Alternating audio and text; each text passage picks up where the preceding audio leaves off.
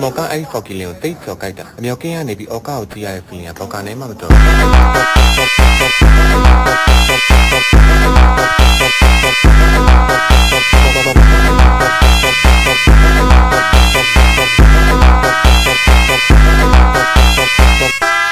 ျော်ကအားလုံးကကိုကိုရဲ့အောက်ကောက်မှာကိုကိုထောက်ကိစ္စ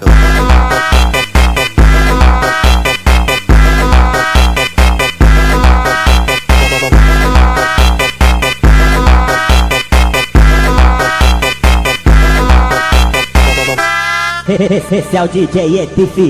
Brabo da putaria